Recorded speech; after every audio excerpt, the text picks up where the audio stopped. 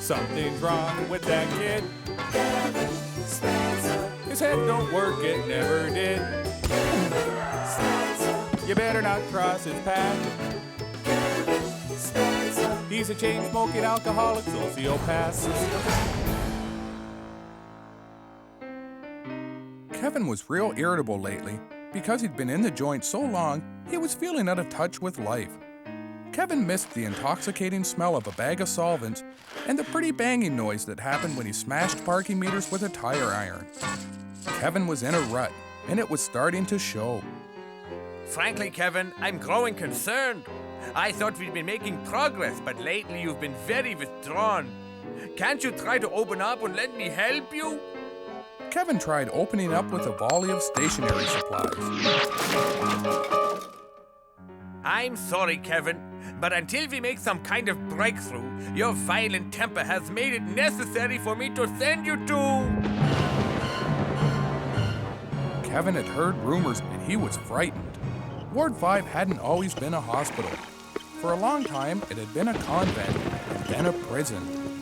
No one liked to talk about the mysteriously large platform with the hole in the middle that was in the courtyard, or the phony wall in the basement where the nuns used to hide their illegitimate children. Ward 5 was the ward where they sent you if you were completely untreatable. It took up the whole 3rd floor.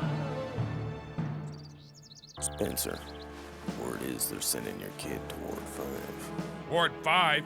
A way to embarrass the family, you effing little bastard. They're gonna make short work of him. They're gonna kill you, boy. The guards took Kevin onto an elevator and put tape around his hands. That's so you don't hurt yourself. Kevin hadn't been planning on hurting himself and didn't think he could do much damage with his fingers anyway. At least not as much damage as he could with his hands taped up like this. Boy, this one's worse than his old man. While he was unconscious, Kevin dreamed about his friend, Allen The Magic Goose. You're losing your touch, idiot boy. You weren't even watching your back. Now Alan's got some stuff to do, so get back to your twisted version of reality. When Kevin woke up, he didn't much like what he saw. The place made the regular mental ward look like a field trip to the library. There was a guy chewing through his own arm, another guy urinating on his own bed, and there was even another guy trying to build an ark so he wouldn't die with all the other crazy people who were going to burn in hell.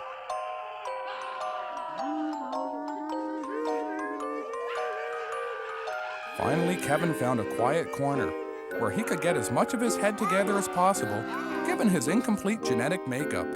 Kevin didn't much like the thought of spending the rest of his life in the nut house until he died a miserable and lonely death. He was even more scared because he'd heard that people in Ward 5 couldn't have visitors, and that meant his mom wouldn't be able to smuggle him contraband cough syrup and smokes.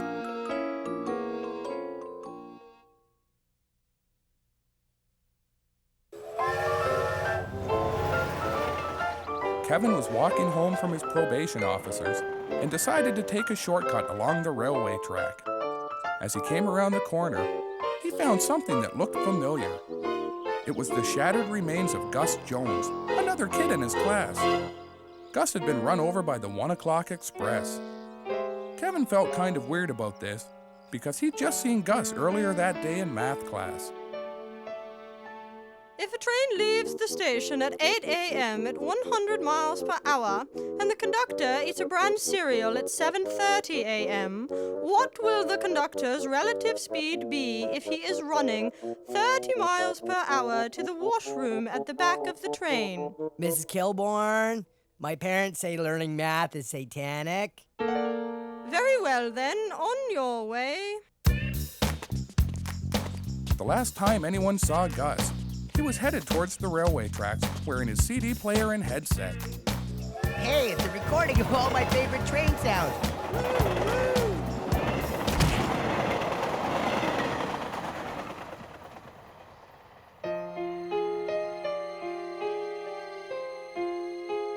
There wasn't much left of Gus now, but by a stroke of luck, the CD player was still in pawnable condition. Kevin was always looking for something to take to the local pawn shop, like the stop sign outside the retirement home and Uncle Mike's dialysis machine. He figured the CD player ought to put him ahead a few $100. Kevin waited as Al haggled with another customer. How can you call this a family pawn shop with all these weapons and pornography? Hey, the Mansons were a family, weren't they? Listen, Father, either you're buying the inflatable cocktail waitress or you're not. I don't know. I was going to use this money to buy new fire extinguishers for the church, but she's an awfully pretty girl. It's a deal. So, I'd like to sell these war medals, okay? Are they stolen? No way, dude. I was totally a veteran of the Franco-Prussian War. Then it was Kevin's turn, and he showed Al the CD player. Is it stolen? Kevin was pretty proud of himself because this was the first thing he'd ever pawned that wasn't stolen. He told the man that he'd found it beside the horribly dismembered corpse of one of his classmates. Cool, I'll give you $70. Kevin figured he was being ripped off, but he wanted the money, so he took the $70 and went to the drugstore. Kevin wasn't used to having that much scratch lying around, so he decided to celebrate by buying a Texas Mickey of lemon gin, 2 cartons of smokes, and a 3-day bender. Then he went to the zoo. The zoo was closed, but that wasn't the kind of thing that got in Kevin's way. At first he thought the smell would be a problem, but the monkeys didn't seem too bothered by it. A few days later, the police raided Al's pawn shop. You are under arrest for knowingly selling stolen merchandise. Damn you, 60 Minutes, and damn you, Mike Wallace. When the police traced the serial number on the CD player, they soon found out it belonged to Gus Jones, the boy who'd been reported missing.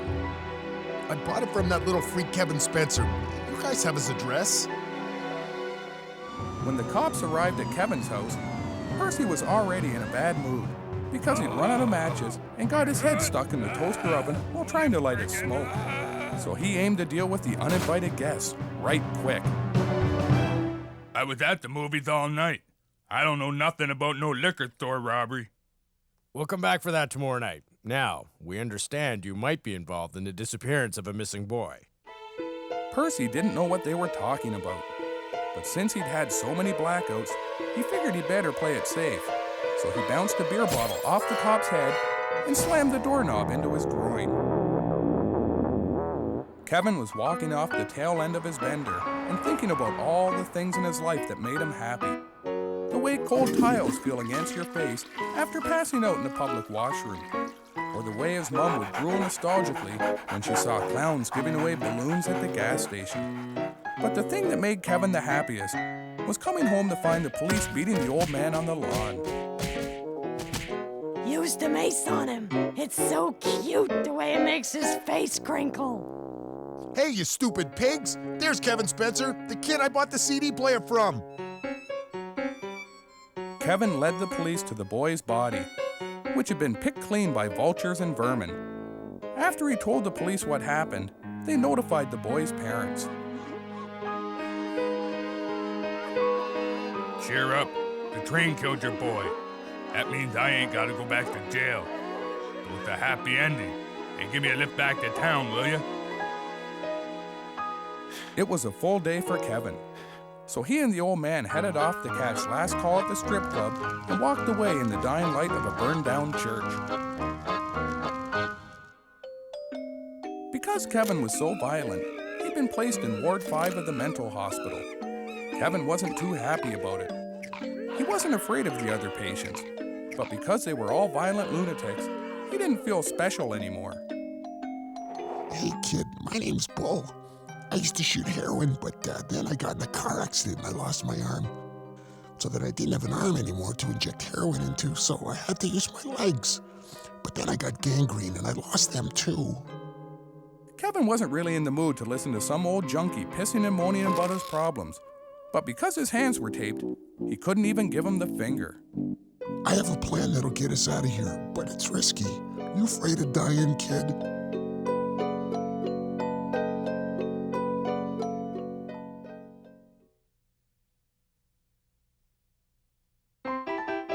It was Percy Spencer's favorite day, government check day. The old man's benefits had run out long ago, and even the welfare department refused to pay him anymore. But just because the government stopped sending checks didn't mean Kevin and the old man couldn't lay their hands on a few. Give me the coat hanger, boy. Kevin and his dad thought this was the best job in the world because you got paid every few minutes. Gum.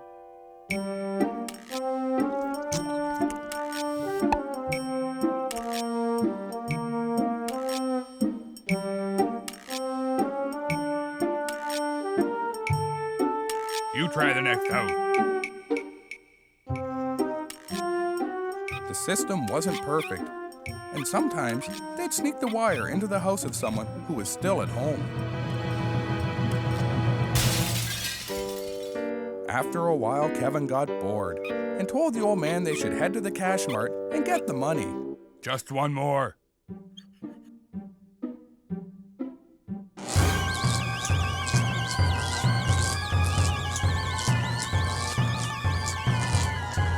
Suddenly, the old man felt 10,000 volts charged through his body, and he lost control of all his bodily functions, just like last summer's corn roast picnic.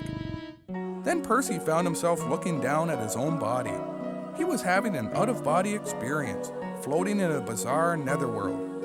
It was the most frightening thing he'd ever experienced since the time he was on a Greyhound bus toilet when it hit a pothole.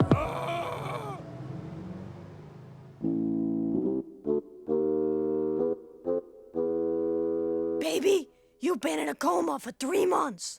But don't worry, I saved your beer. It was only half finished. Kevin's old man hadn't been sober in 25 years. Now, without meaning to, he'd spent 3 months without being cranked up on booze or drugs. That's strange. I seem to be starting and ending sentences, and my short-term memory's back. And you've lost weight. You're as sexy as Henry Winkler. Kevin had never seen his dad sober and not smoking, so he was still kind of wary of the whole thing. I've wasted years. Jeez Louise. Quit wasting it, idiot. You ain't the only one with a drinking problem. You're not thinking straight. Your whole family's been alcoholics for generations. It's a tradition. Being clean and sober was starting to cause the old man lots of grief, and that was fine with him.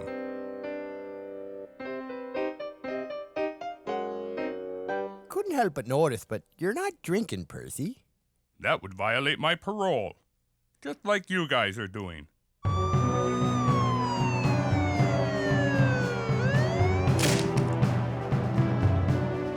You backstabbing son of a bitch. God help you next time you're in the joint. We'll carve up your ass. At least I have a clear conscience. 1,000, 2,000, 3,000. Percy took the reward money and bought a suit, tie, and briefcase and went off to start his new job at the slaughterhouse. Percy even started doing charity work. Every week, he'd bring a jar of bull testicles to the orphan's home. Go start the car, son. Kevin pulled out a Slim Jim to break into the car. What you doing, you silly youngster? You don't have to break in. I bought the car. Kevin was in shock. Something just wasn't right about all this. That's when the courier showed up. Mr. Spencer, because of the wonderful things you've been doing with your testicles, you've been invited to receive a Humanitarian award. The day of the award ceremony was the strangest day of Kevin's life. The only time he'd ever been to City Hall was to apply for a pardon. Now he was watching the old man get an award, and it didn't seem fair. After all, Mom was the only person he knew who could snore and burp at the same time, but she wasn't getting any recognition. It's an honor and a privilege to present all these fine humanitarians awards for their good service. As a surprise in their honor, they will all be receiving communion from none other than Cardinal O'Leary. As the TV cameras rolled, Percy got on his knees center stage, ate a communion wafer, and drank some sacramental wine.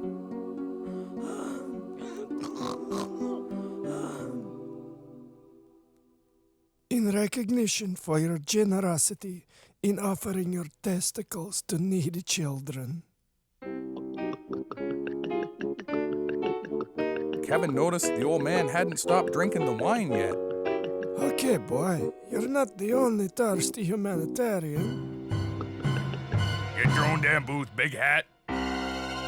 The old man didn't much care for anyone trying to hone in on his booze, even if it was Cardinal O'Leary.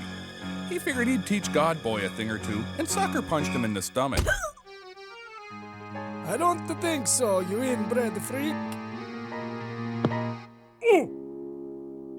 My Percy, he's back to his old self. Get him, baby. Kevin realized his dad was normal again, and that was good news. Taking a swing at the Cardinal wasn't real good thinking because that meant Dad was headed back to prison, where Charlie and the other guys he'd squealed on were waiting to give him a non-consensual prostate exam. Kevin figured that was good news, because when you're a sociopath, incapable of feeling any emotion, all news is pretty much the same anyways.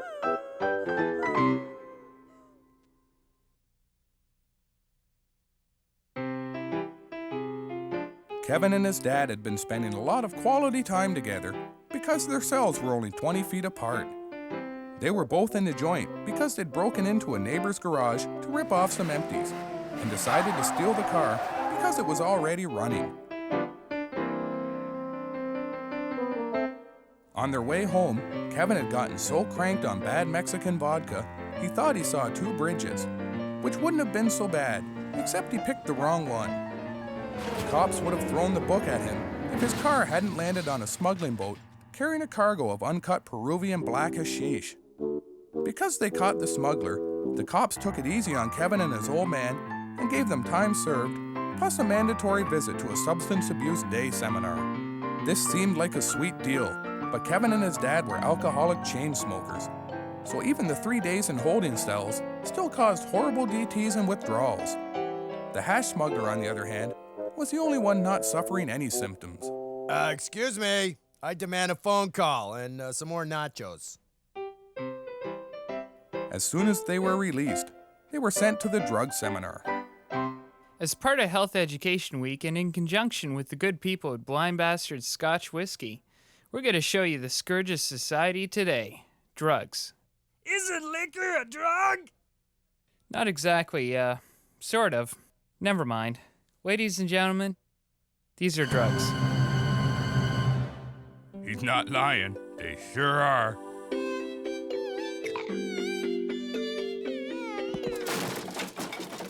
This is the part of the seminar where you learn just what kind of damage drugs do to your body.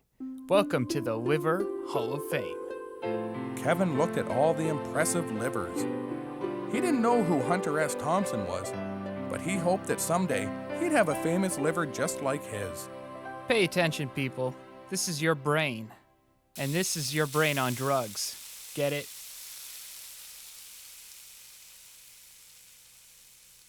I don't get it. Here, boy, he did it wrong. This is really your brain on drugs.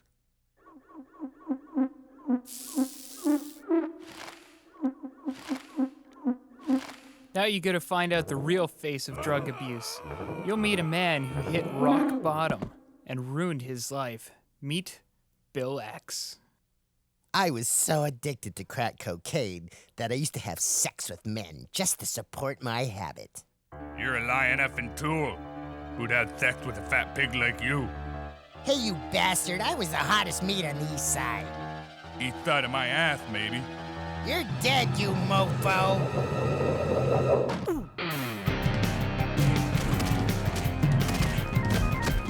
Question here. I have sex with men because I enjoy it. Does that mean I'm a high risk for drug abuse?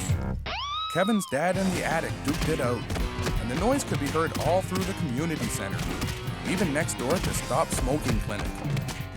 You can stop smoking today. And to prove it, let's meet a couple of success stories right now. Lights out, prick.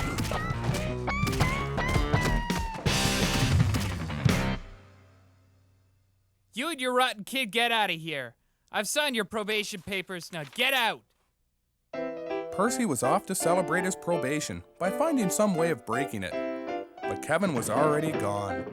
He'd grabbed the rest of the Percodans from the beginning of the presentation and had stolen Timothy Leary's liver to see if he could squeeze anything good out of it.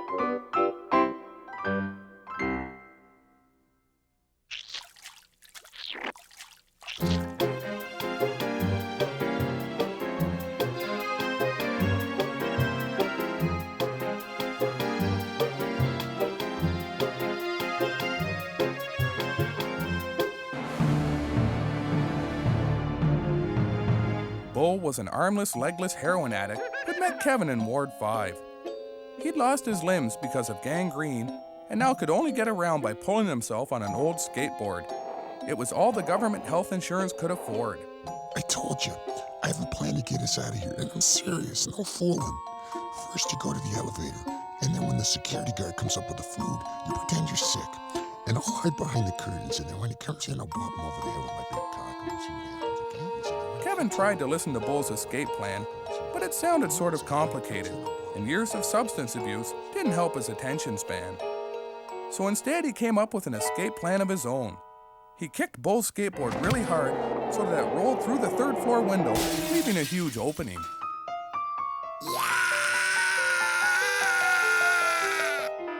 Then he took all the tape from the patient's hands and made a rope that allowed him to slide out the window to freedom. At least that's how it should have worked.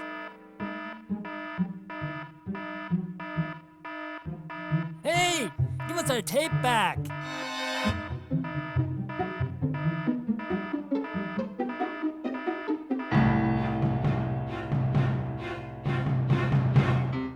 Kevin woke up and noticed something was different. His new cellmate was trying to eat his leg. Kevin wasn't sure what the hell was going on, but he didn't much like it, so he tried to run away. Crazy Billy was almost right on top of him when a loud noise rang out, and Billy fell to the ground screaming and holding his stomach. The guards must have heard Billy screaming because they'd come down to see what was going on and had shot him in the stomach with a rubber bullet. Then he and the other guard took turns introducing Kevin to their new prison-issue steel-toed boots. Right before Kevin blacked out, he got to thinking that the whole thing was the cannibal's fault. Kevin decided that when he got better, he was going to learn that dumb flesh-eating bastard a thing or two. He figured that ought to straighten things out.